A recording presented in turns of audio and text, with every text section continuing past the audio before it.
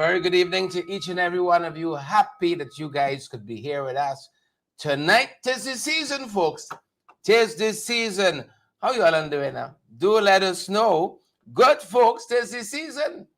We told you, take nothing for granted.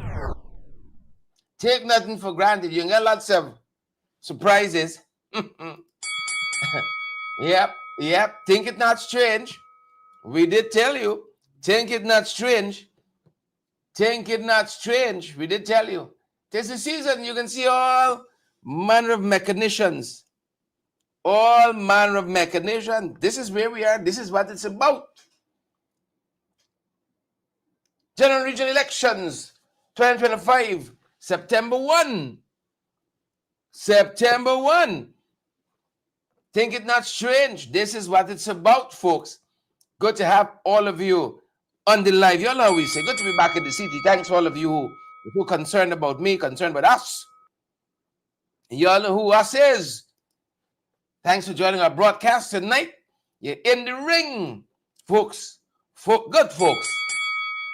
Brothers and sisters, folks. Y'all folks. Pull it back one time for all of y'all. Great to have all of you all with us. Good to have all of you all with we. What more could we ask for? Folks, y'all know if we don't have trust in GECOM. Us, the stakeholders, don't have trust in GECOM. If GECOM doing its own thing, if the chairman of GECOM, Justice Claudette Singh, doing her own thing, get it with dinner, you know. Get it with dinner. So we heard this announcement of September 1 as being the date for election, general and regional elections. And we say, all right, we were expecting it. But even that is a little ticklish. Them boys are leaving nothing to chance, you know. We have said repeatedly over the last 5 years, the rigging has already started. And don't check lump stick. If you go look nighttime before you see him broad daylight, don't do it. Can't eat your dinner already. And that is why today, on the sidelines of a press conference by 3 opposition-nominated GECOM commissioners, this is Desmond Trotman, Charles Corbin, and Vincent Alexander, on the sidelines of that, we spoke with 2 of them.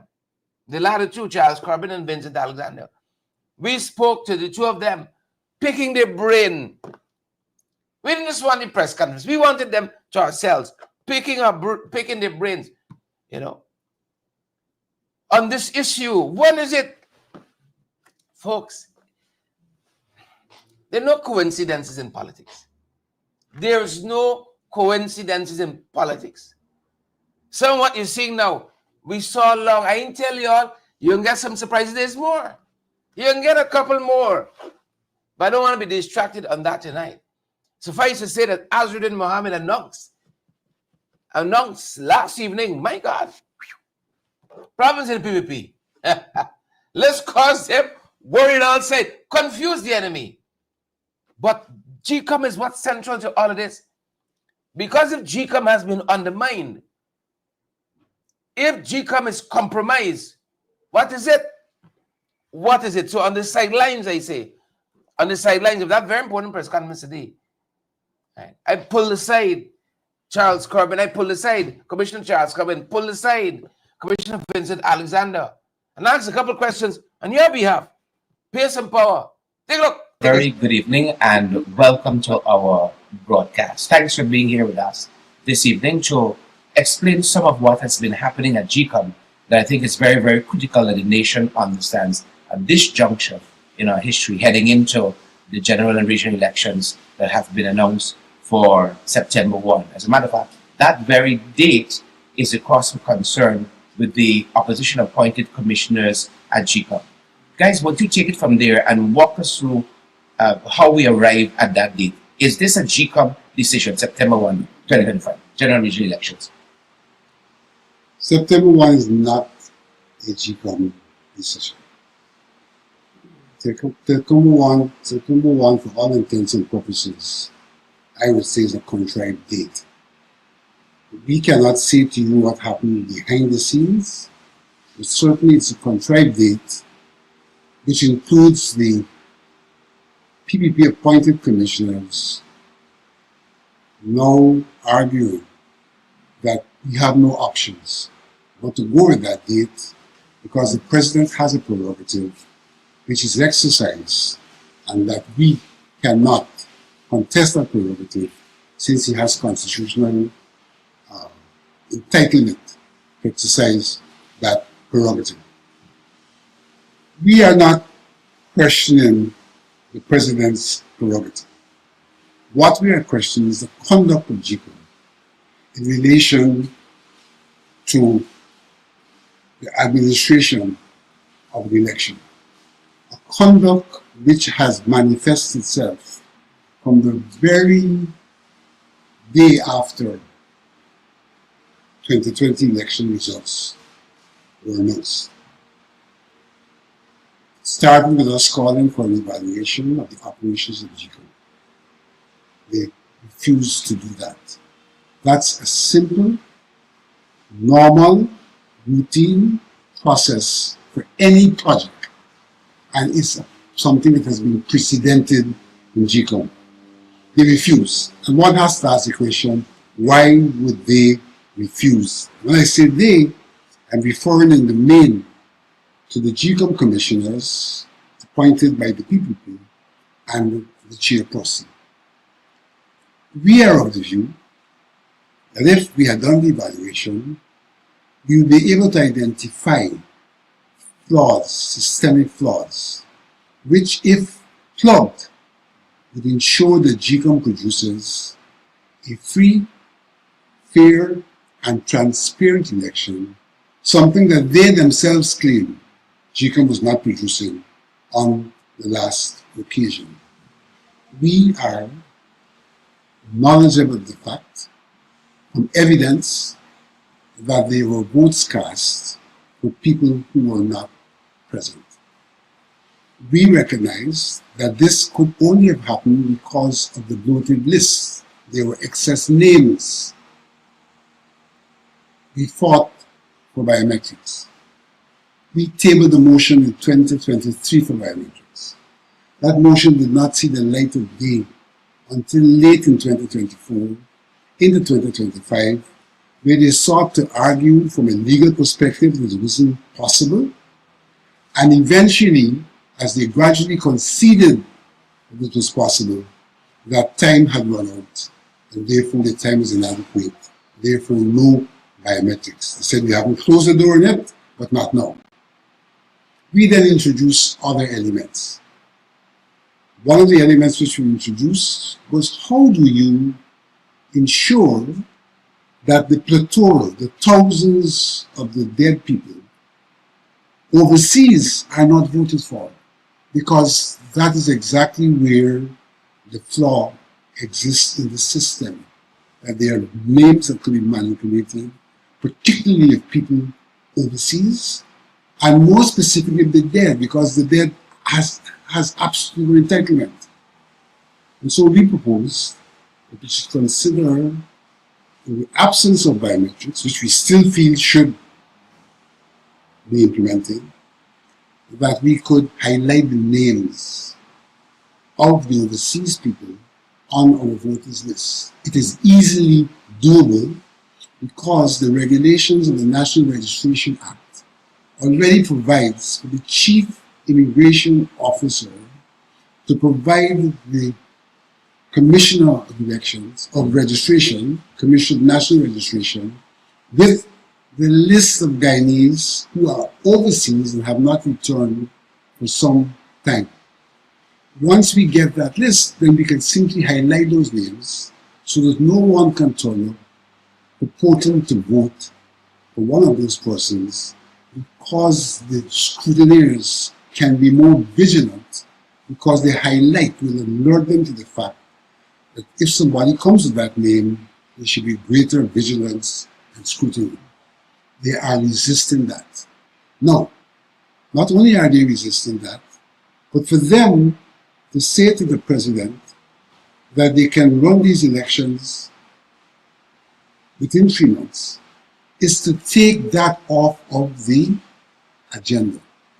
And to take that off of the agenda means that they're seeking to create an environment where the fraud that we experienced in the last occasion can continue.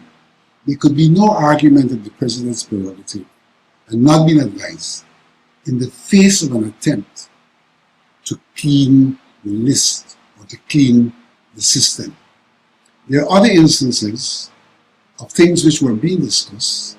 For example, the question of the incarcerated, where we propose that these people should be allowed to vote, because based on their argument that there should be no impediment to someone who is registered Guyanese being able to vote, that these people are registered and Guyanese and should be able to vote. Among the incarcerated, we emphasize the remanded, people who have not been found guilty for anything but are not on bail, but are in prison. Their comeback on that was again that this may need legislative intervention. And we've had ridiculous comments like there's security risk in terms of involving these people in elections. We have proposed that there's no such problem. We already have systems in place for the joint services. We do provide for prison officers to vote with the joint services, and there's no reason why those prisoners cannot themselves be allowed to vote. It's not a case of losing prisoners into the open. They can come one at a time in a manner in which the prison officers come to cast their vote. But they seem not to want that to happen. And to now advise the president of a state of readiness is an attempt to take that off of the agenda because it was being discussed and was up for the discussion. There's also the problem of the people who work for political parties not being able to vote if they are not working in the division where they're registered, and in fact in the polling station where they're registered. What they would have to do is leave the polling station unattended, which is undesirable, or not vote. Again, if GECOM has the ways and means of facilitating their voting, and they don't want to do so, what in fact they're doing is disenfranchising those persons, even as they argue there should be no impediment to someone casting his or her votes.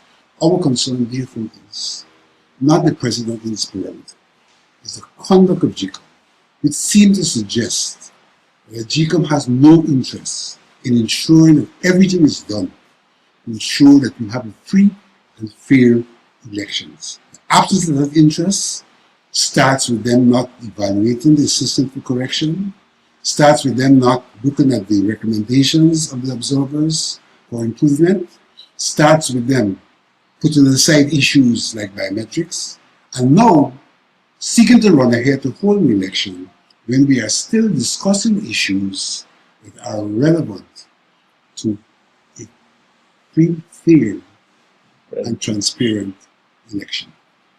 Commissioner Corbin, having listened to the articulation of Commissioner Alexander on the very issue of the recommendation from foreign bodies, I can appreciate perhaps that the Commission did not self-correct, look at its own actions independent of anyone else.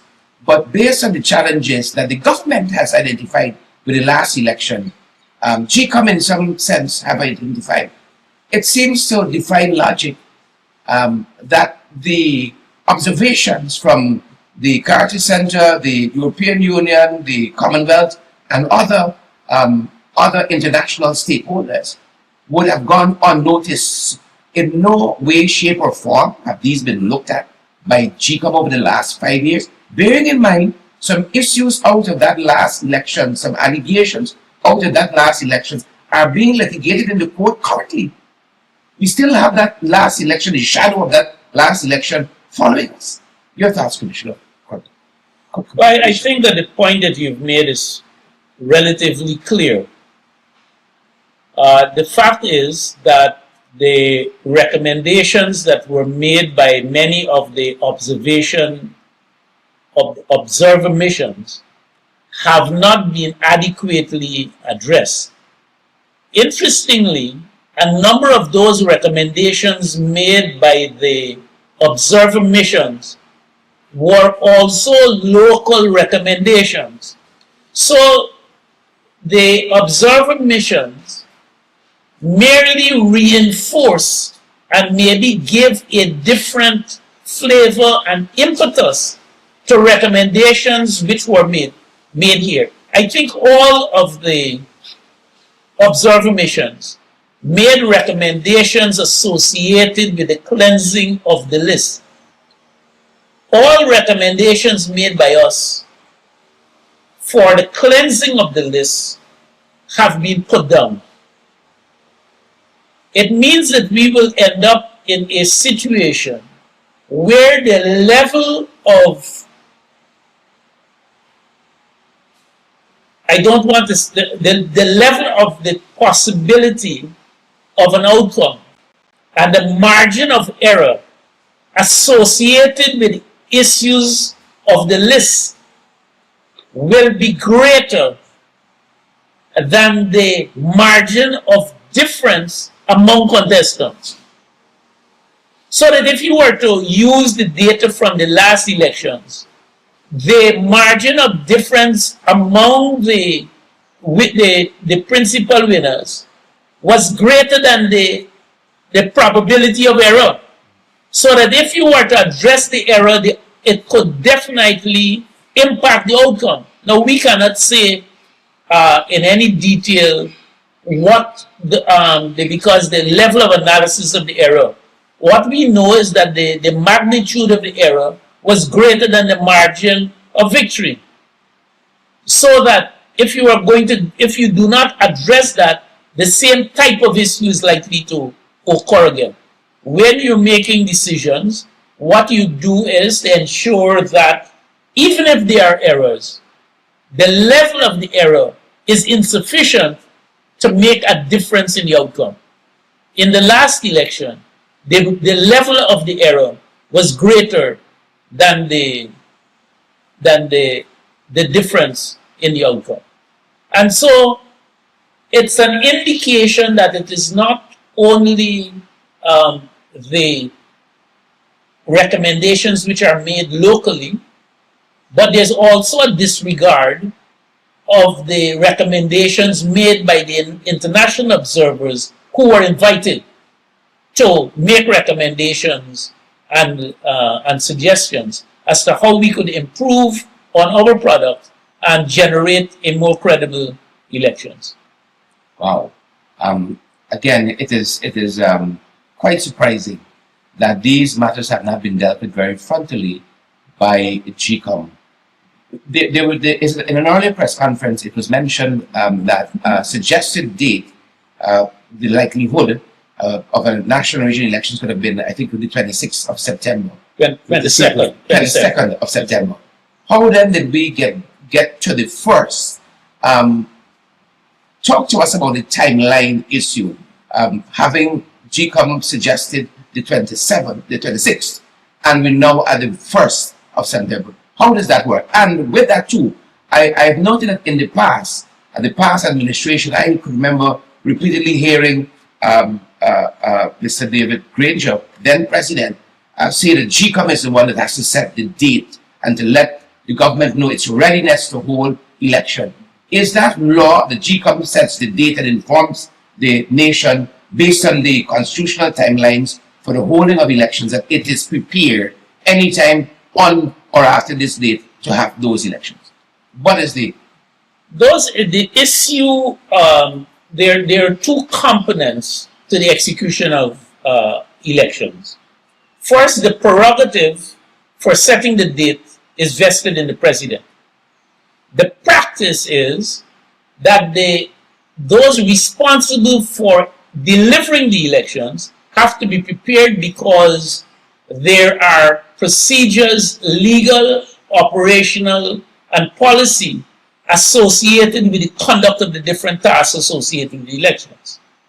So, GECOM, as the body responsible for that element, whoever is going to set the date would consult with GECOM, and GECOM would say, look, we are ready within a particular framework, we can deliver within this particular time, given what our current state of preparedness is. What we at the Commission on record have, and we need to understand how this evolved. In March of this year, our own, and here when I said our, I'm speaking directly to the commissioners, the 3 commissioners nominated by the opposition, indicated formally that we need to be prepared for the constitutional period, which would be between September 1 and December 1. Mm-hmm.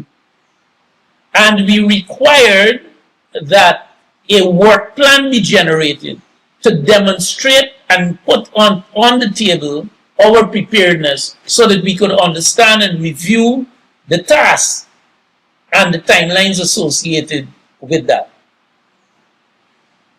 The reason why we did it, which we also indicated at that time, there were some activities, and more particularly, we needed to have consultations or information from the president as to what timing he would call, because we are aware of tasks that have to be completed, which needed a jump date, which would be in late April if we are to deliver by the 1st of September. And those tasks are operational because they require a certain amount of time given the procedures that we have outlined to be followed in the execution of those tasks. Some of those tasks also have those timelines are specified in law. So that it's a combination of those procedures that lead to that. So first, we propose that the plan be produced. That plan was not produced until April, late April. That first plan, in its presentation, the CEO in his presentation, indicated that the earliest possible date would be September 22nd. When we examined the plan, we realized that a number of tasks were trimmed. And so when those comments were made, there was going to be a review of those tasks and make corrections to ensure that adequate time was allocated for the delivery of those tasks. We were at the stage where that revised plan, which showed a date of the 22nd, and more time had to be allocated to some things, because in that plan we found that there was a breach of even some legal provisions in terms of the allocation of time for contestants to respond to elements that they're required to do. And those timelines were cut, which had to be revised. Now, that was the state of the discussions within GECOM until last Tuesday. Mm-hmm. We were scheduled to review the amended plan on Thursday. That meeting was cancelled. Now, what we were told today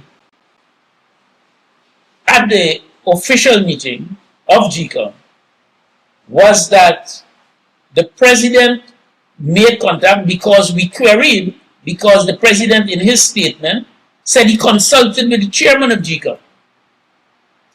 The chairman of GECOM today said formally that she has to explain what actually happened. Her explanation was that she got the call from the president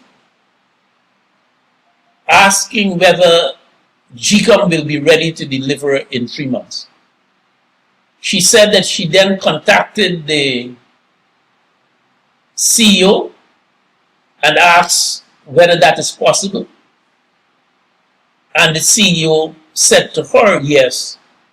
And that is how she communicated with the president. Her indication is that there were no dates mentioned, but just a period. This is what the chairman of GECOM Sent to the commission today. Sent officially to the commission. Correct. Yes. Wow. Go ahead.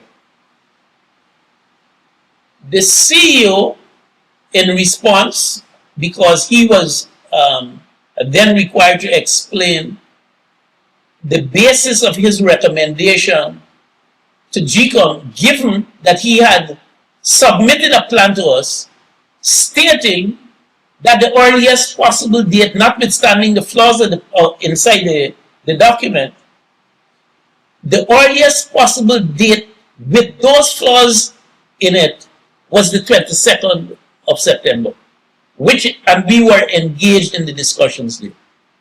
The CEO said that he had another plan, which he did not present to the commission, and that is the basis on which he advised the chairman to advise the president of readiness. So what happened is completely off the table in relation to the activities within the formal discussions within the commission.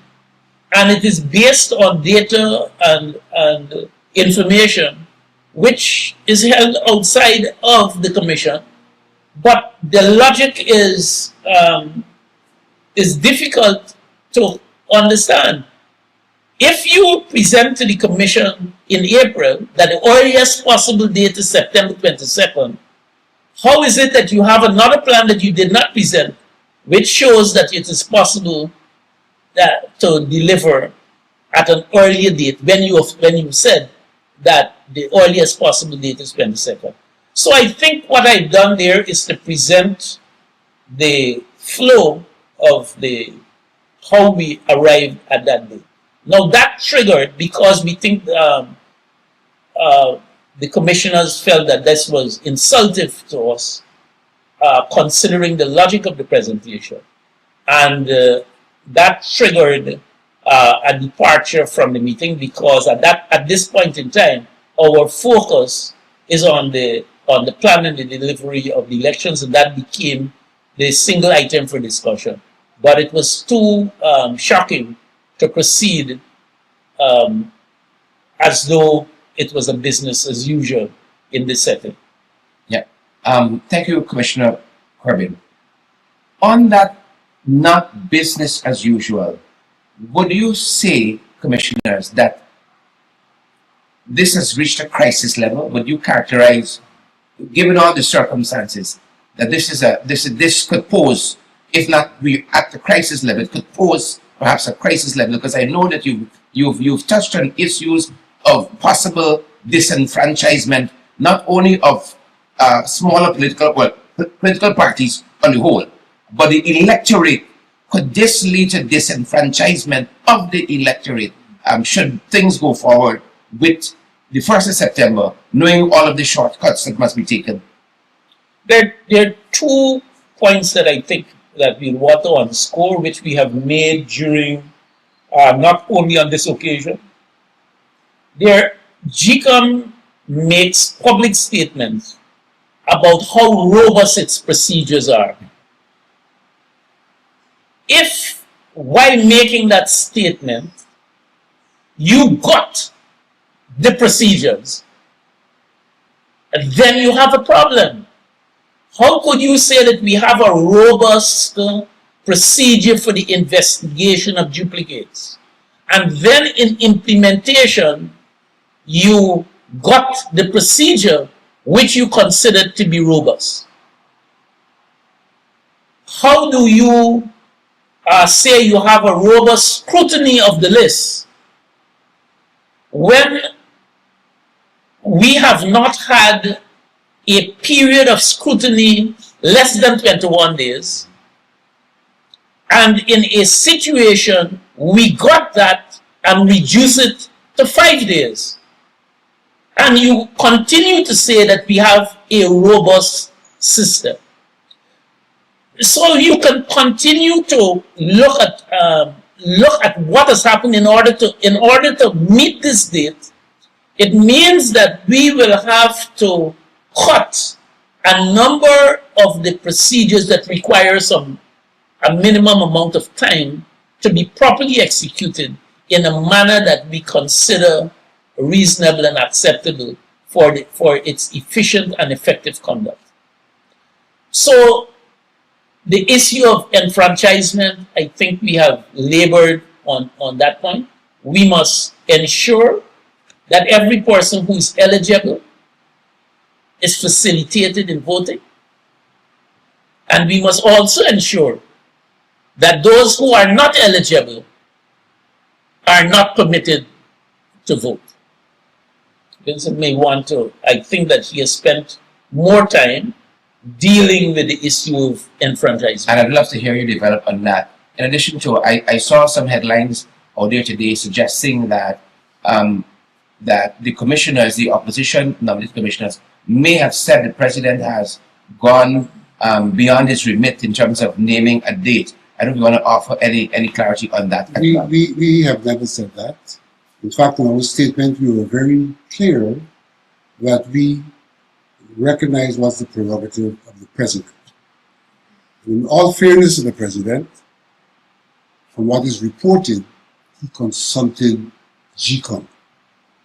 The issue, therefore, that's in the open, because there may be more in the water than in the piscine. The issue that's in the open is GECOM's conduct. And what has been clear about GECOM's conduct is that GECOM has not done anything to enhance its systems and has now gotten to the point where they're using the president's prerogative as the basis for not committing themselves to doing things which ought to be done to enhance the process. So they're now hiding behind the president. The president consulted them. They had an opportunity to say to the president, "You can't do it in 3 months because we have not concluded our discussions on the question of domicility, which impacts registration of Commonwealth citizens, and that has numbers attached to it. Elections are about numbers. We haven't concluded the discussion about how we take the overseas dead off of the list, and that has thousands of numbers. Elections are about numbers. We have not concluded the discussion about how do we deal with those polling day workers of parties who may not be able to vote in the place where they're registered, and that has to do with numbers.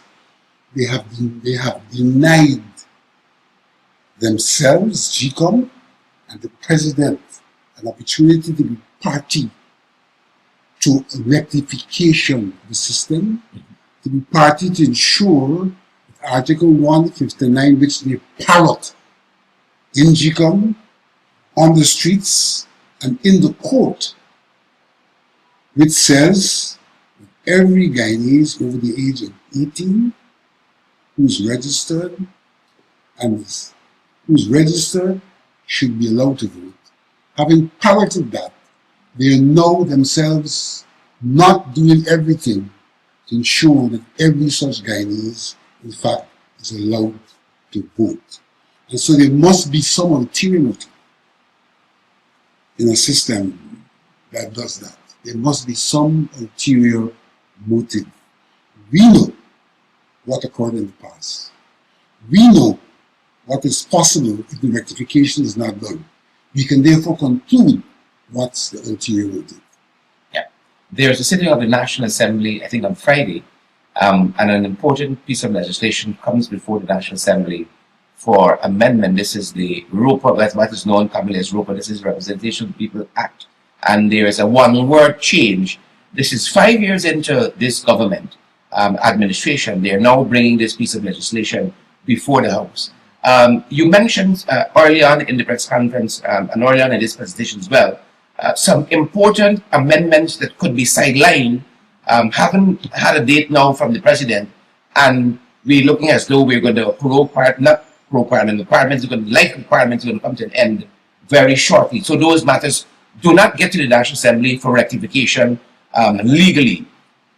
This particular piece of legislation, as far as you know, what is the mischief it is seeking to solve or perhaps will create? The present framework provides for a claims and objections once the date of election is beyond 3 months of the qualifying date.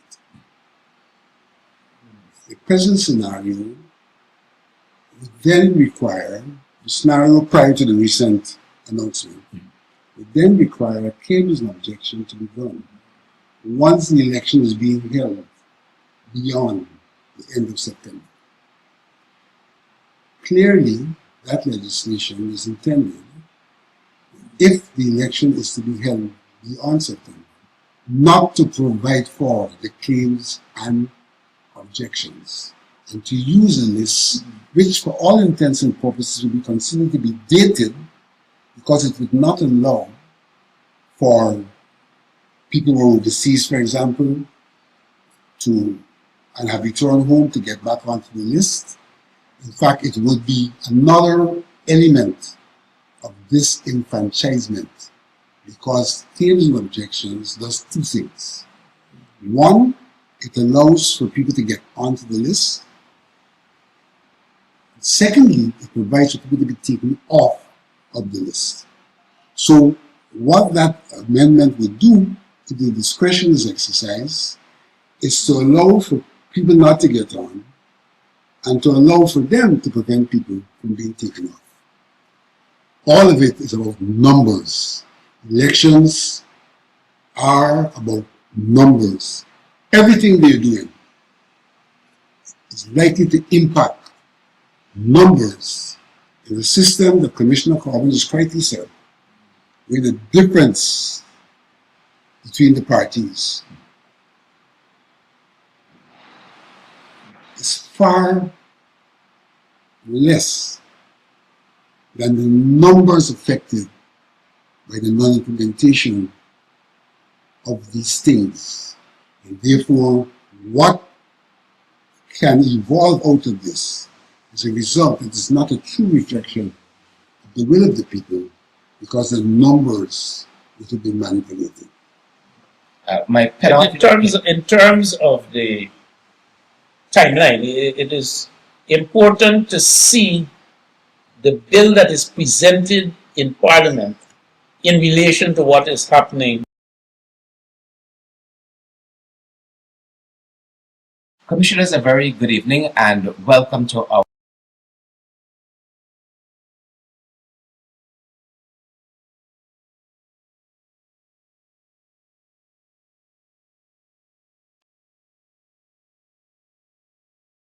Commissioners, a very good evening and welcome to our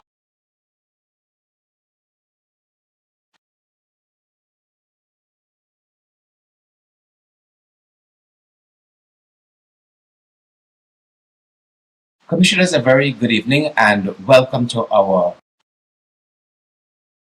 Commissioners, a very good evening and welcome to our broadcast. Thanks for being here. Commissioners, a very good evening.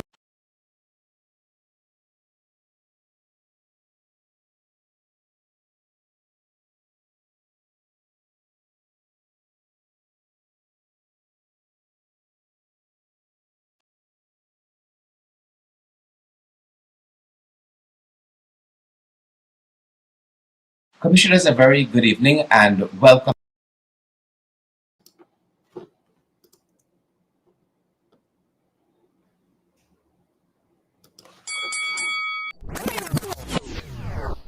Yep. It's always something, folks. Welcome back. It's just always something. Our apologies. We wanted you to have the full interview. We're gonna post it so you guys can watch it, folks, and follow up on it. Very important information. We wanted you to get it. Let us know if you're hearing us loud and clear.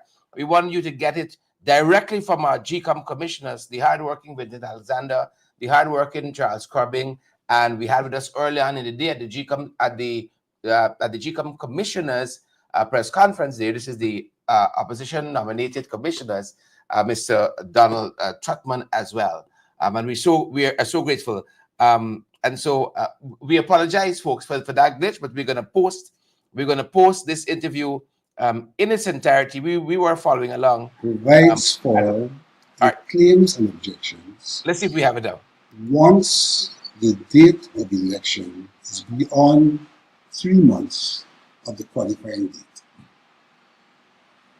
The present scenario would then require, the scenario prior to the recent announcement, would then require claims and objection to be done once the election is being held beyond the end of September.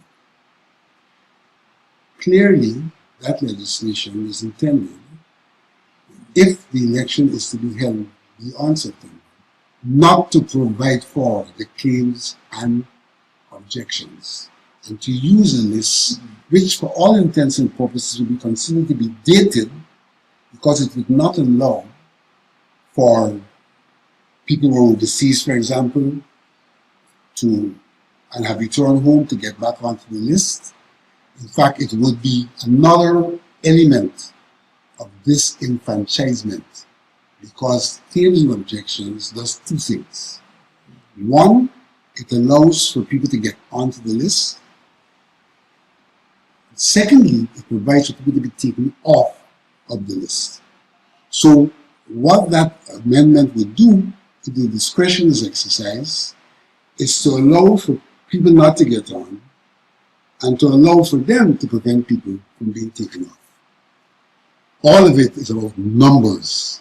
Elections are about numbers. Everything they're doing is likely to impact numbers in the system that Commissioner Corbin has rightly said, with the difference between the parties is far less than the numbers affected by the non-implementation of these things. And therefore, what can evolve out of this as a result, it is not a true reflection of the will of the people, because the numbers which have been manipulated. My penalty. In terms of the timeline, it is important to see the bill that is presented in Parliament in relation to what is happening.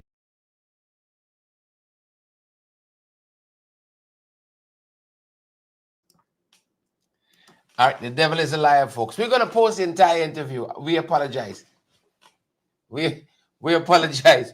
We're going to post the entire interview. Something is good. Something's happening, folks. Let's leave it there for this evening. We're going to post the entire interview as soon as. But folks, we saw as we were coming on.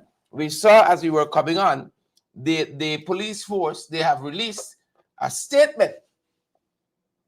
They have released the autopsy findings, the investigation findings in a statement. They have not released the report in its entirety.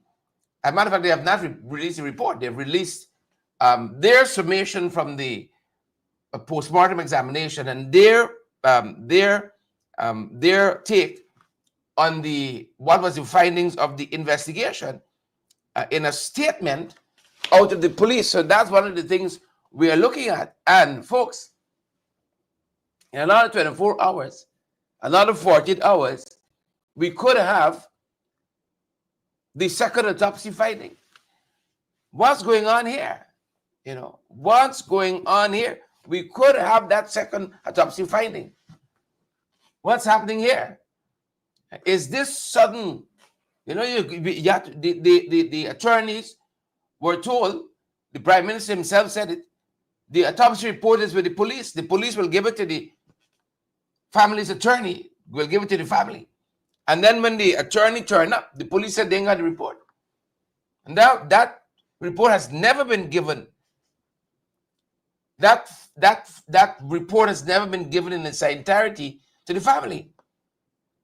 And of course, I have a healthy appreciation for what you members of the public feel. We are members of the public too. All of the lies and misinformation early in this case. Right? You heard Irfan Ali pronounced on the autopsy, medical doctor, pathologist, Irfan Ali. You see, again, all of this here, they want this out of the way, Election, ting, ting, ting, ting, ting. Ray. They want out of the way. Let me campaign, man. This thing distracting us. So is this Bernice? Bernice said, why only now? Emily Durant says, we all know the police is so dangerous. Oh, me lost. Mandy, why now? Joy Dotson. Joy, why now? Folks, I met Joy in Region 1. Why now? All of a sudden, what don't happen in a year? It's happening in a day. You can see some giddy up now. Like you never see giddy up before. The PPP got blood on their hands. They're complicit. They're denying justice to this family, to this country. This is no longer about Adriana Young's family. It's about all of us. It's about all of us. Carla Smith said he doesn't think he's a medical doctor. Truth versus lies. Natasha Bristol said to confuse the enemy, Father. Confuse the enemy. Confuse them. So we saw that.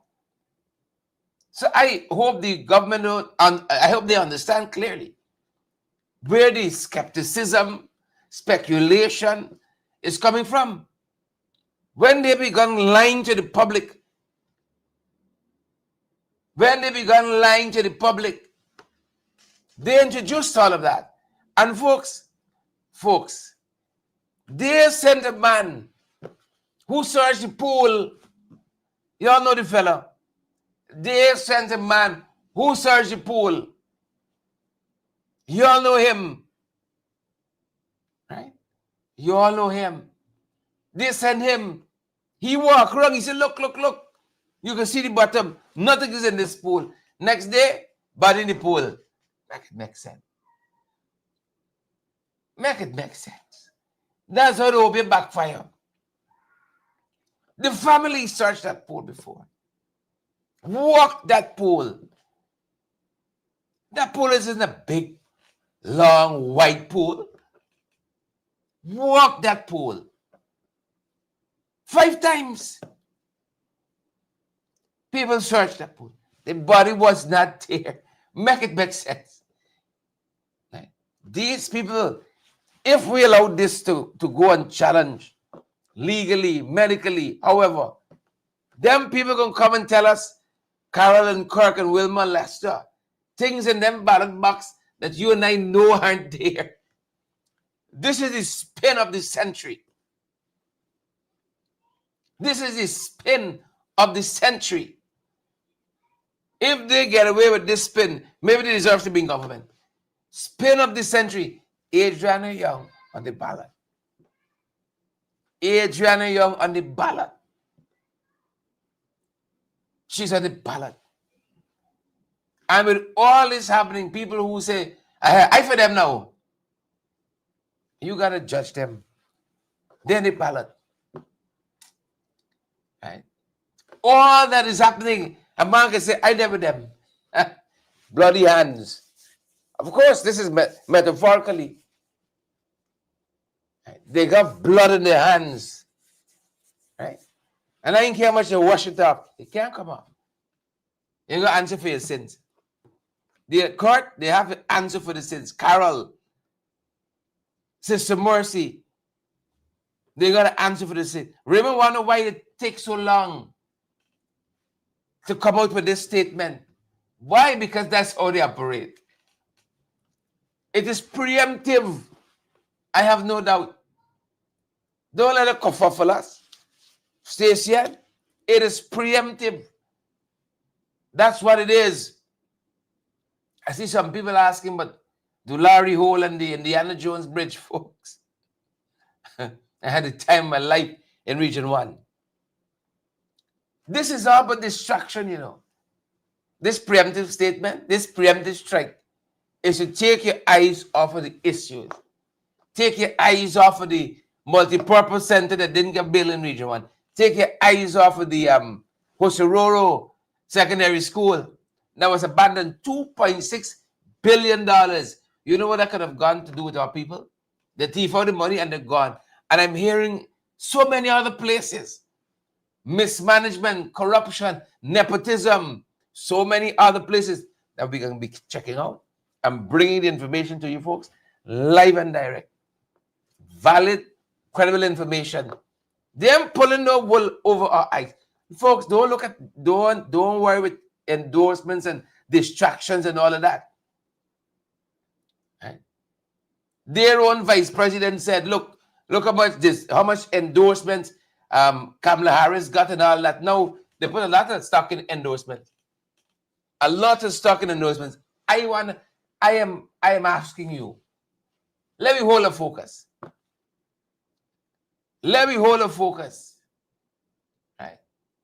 I can talk about how in 5 years I never get a call from Region 4 about one single issue there, and how many times our brothers in Region 10, by comparison, have called me to say, look what's happening here. Help us to push this. You know, look what we're doing, the work we're doing. Look the challenges we haven't. Never get one call. You think it started yesterday? You think it happened last month? I'm not surprised. I am not surprised. I was telling a colleague just over the weekend, exactly what I'm telling you now. I'm not surprised. I am not. He is backsliding one day. He is backsliding one day. The good book says, let no man say he is tempted of God. But we were all tempted when we drawn away by our own lust. Right? Watch the people who shift. They're always running from something. They're always seeking cover. Watch them. It's one MO. Watch them. But I don't want to detain you on that. I don't want to detain you on that. As I said, I can say all of that. I can go on for 2 hours, 3 hours. And my lived experience. But I want us to hold a focus. Hold a focus, even when others ain't holding a focus. And I said to you, brothers and sisters, we're going to see this. And when these things happen, it's not the end. It's the beginning of sorrows. Folks, hold a focus and hold the line. I've told y'all where I am. And I have not deviated from that. I don't intend to deviate from that. And that's why I've said to you guys, you don't got to worry about me. Raymond, Savage, Carlton, Gail, Everil, Audrey, Deborah, you don't have to worry about me. Right? I don't like surprises. And I don't like surprising people either. So I have laid bare my soul politically where I am. That has not changed. Right? I ain't going to disappear from leading, fade away as a chairman, underperform, and then run out and say, I with these other people over here now. No, I am here. When I fear for you, right? And you're going to know it. I ain't laughing and gaffing and then I say, no. When I told you all where I am, members of the public, won't you watch with me for 1 hour? Won't you watch with me for 1 hour? Let me tell you something. Hold on. Let me tell you something. Right? Won't come as a no surprise if you all watch this program. One thing I admire, well, among the things, let me say one thing. I admire about Chetty Jagan. 28 years in opposition, unflinching. So we can't even spend 28 days, much more 28 months. You see? We can't even spend 28 days, much more 28 months. You guys say, well, who? A captain, a soldier? Come on now. Right? Come on now. I am here. Folks, remember the people who stayed. Remember the people who stayed. You want to go? All right, go. Take your bashi, your washi, and so on. Like the prodigal son and go. Take your inheritance and go. Remember the people who stayed. Right? Remember the people who stayed under intense circumstances, grueling scrutiny, right? Them boys coming at you within and without. Remember the people who stayed, right? When I come into my kingdom, y'all don't vex with me, you know. Happy birthday, Margaret. Folks, it's Margaret's birthday. Margaret Nelson. She's, I think she's turning 30 today. Margaret, you're turning 30. Remember the people who stayed. When I come into my kingdom, right, y'all don't vex with me, you know. Remember the people who stayed. Let me hold a focus. Right? I mean, I could go like 4, 5 levels down on this issue here. But I want to detain you with that. Mohammed launched officially yesterday. I passed by Freedom House today. I was walking by. I told you how my shoes, the sole thing, eh? Remember I told you all this morning, my shoe sole weak out of me. Right? My shoe sole pull a captain. It weak out of me. So I went looking for see if I can get a pair of sneakers because I got a lot of walking to do in the next 3 months. So I gotta make sure the feet protected. Right? Sammy, Forbes, Margaret. Right? I don't wanna listen. I don't wanna. I've shouted and cussed up a lot of people over the last 4 years. I don't wanna curse. I don't wanna fuss about Daniel or anybody else who is gonna leave. No. I don't want to do that. I want to keep focus on what matters. I want to remember Wilma and Everett. Y'all here, I want to mention y'all. I want to talk about y'all. Shelly. I want to hold your hands with y'all. Deborah, and go down the road. Margaret has started today, folks. So let's come off the dietitian now and focus now on Margaret. Because Margaret has been here with us. I've been in Margaret's home in Somerville. Man, y'all should see Margaret. Y'all should see Margaret. Right? Retired now, and I sure Margaret probably got the who's who. I sure Barack in Margaret living room just waiting for you to come off so he can get Margaret full attention. You should see how Margaret spread out, you know, like a government official.